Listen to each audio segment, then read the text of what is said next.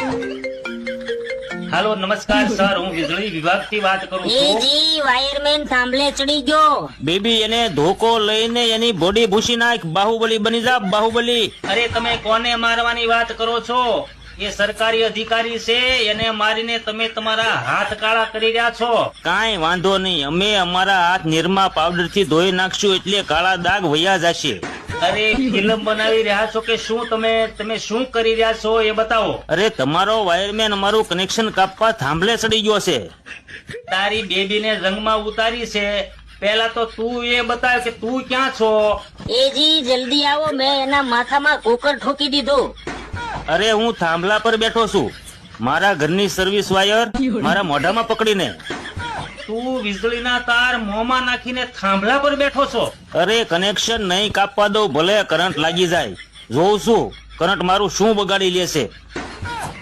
અરે કરંટ લાગવાથી ગુદગુદી નહીં થાય, એક ઝટકામાં ઊંધા માથે લટકીશ અને સીધો પહોંચી જાય યમરાજની પાસે. અરે કનેક્શન કાપવા તમારો લાઇનમેન 3 દિવસથી મારા ઘરની ફરતો ફરે છે, 3 દિવસથી લાઇટ નથી, એનું શું? અરે તારા ગામનું ટ્રાન્સફોર્મ બળ્યું છે તો લાઇટ ક્યાંથી આવે? તો અમે જેમ ઓનલાઈન બિલ ભરીએ છીએ ને એવી રીતે ઓનલાઈન લાઇટ મોકલી દે.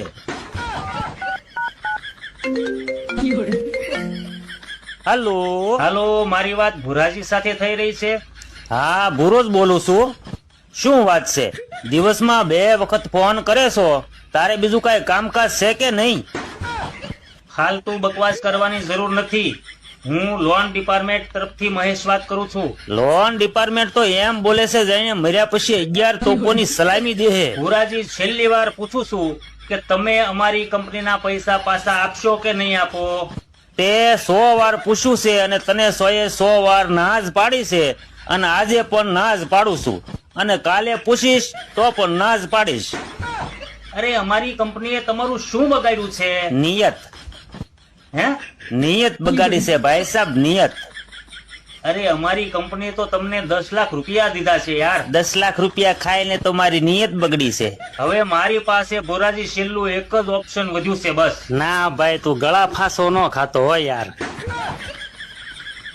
અરે હું ફાંસો શા માટે ખાવ? ઉપારા, હું તારી સામે પોલીસ ફરિયાદ કરીશ. અચ્છા, કેટલી વાર લાગશે એ બતાવ. તારે શું મતલબ છે કેટલી વાર લાગશે? ના ઈ તો હું અહીંયા પોલીસ સ્ટેશનમાં બેઠો હતો તો અત્યારે નીપટાવતો જાવ એમ.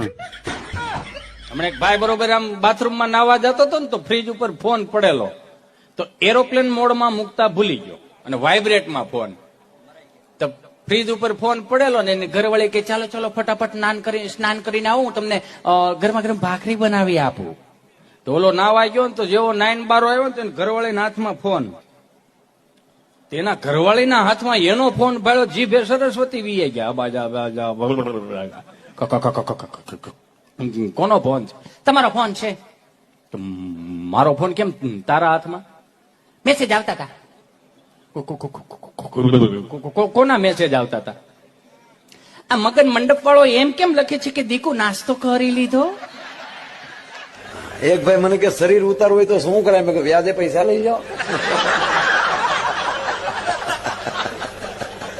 એનું ઉતરે ને આપણું ઉતરે.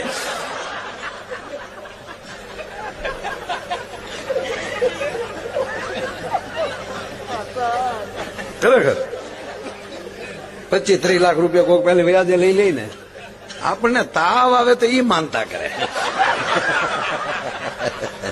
બેબીને બોરમીટા પીવડાવો, બેબી મૂડમાં નથી, પણ બેબીને 3 દી ભૂખી રાખો, આ ફોડી મૂડમાં આવશે. અને બેબીને બહુ પંપાળ ન કરો, એટલે બેબી આવડું એવો તમે જે સમજો એ બેબી નહીં ભાઈ, એ બેબી વાહ ફાડવી નાખે બાપા. આવડું બેબી ભાઈ, આવડું બેબી. એ બેબી તો એપલ જ માંગે આવતા આવે. બેબીને બોરમીટા પીવડાવો. શું મૂંગી બેઠી છે? કઈક તો બોલ. જીપ ચાર્જિંગ માં મૂકી કે શું? જીપ ચાર્જિંગ માં જ મૂકી હતી, હોય 100% થઈ જઈ હે. હા ભરણ તાકાત છે તમારી? ચૂપ જ રે મારા બાપ. આપણે અહીંયા પતિ પત્ની એકબીજાનું નામ ન લેતા. હા, હવે તો આ ભણી ગણીને આગળ નીકળી ગયા છે તો હવે નામે બોલાવે છે. એમાંય નવા હવા લગ્ન થયા હોય ને પુરુષનું નામ અશોક હોય તો બાઈ એવા કોમળ સ્વરથી બોલાવે, અશોક. ત્યાં અશોક ઓગળવા માંડે.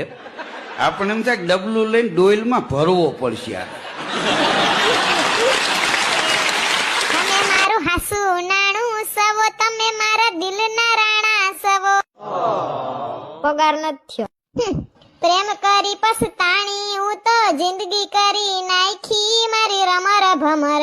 વાતની એક વાત તમને કહી દઉં છું મારા ભાઈબંધ, કે તમારી પાસે ભલે ગમે એવી ડિગ્રી હોય, તમે ગમે એવી યુનિવર્સિટીમાં ભણેલા હો, પણ તમારી બાયડી તમને એકવાર એમ કહી દે કે તમને કાંઈ ખબર ન પડે, એટલે આમાં તમારી ડિગ્રીનું બધું સ્વાહા થઈ જાય.